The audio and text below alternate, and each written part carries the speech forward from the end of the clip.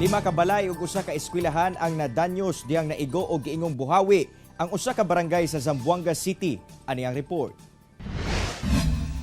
Nangabungkag ang mga balay ug pipila ka punuan sa saging ang gipahapa. Sa matud sa mga residente, buhawi nga miigo sa barangay Pasilmanta sa isla sa Sakol sa Zamboanga City alas 2 sa hapon kagahapon.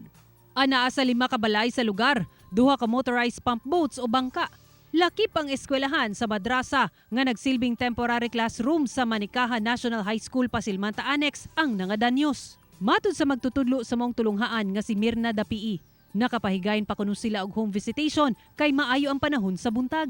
And then around siguro mga 1:48 something like that, after we distributed na rin the modules to the parents, biglaan na lang po yung nagdilim yung paligid. And then yung kasama namin na operator, sabi niya, tabi daw kami kasi daw may paparating daw na, sa term kasi nila is buhawi daw. Nangabasa sab ang mga module sa mga magtutudlo.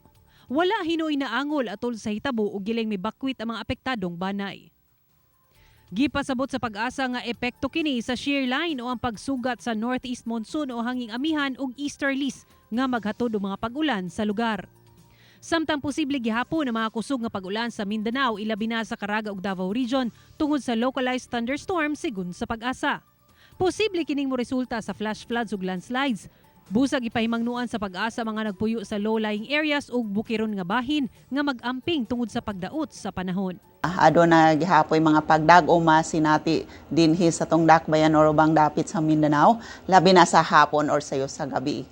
Ako si Sarah Hilomen Velasco para sa One Mindanao.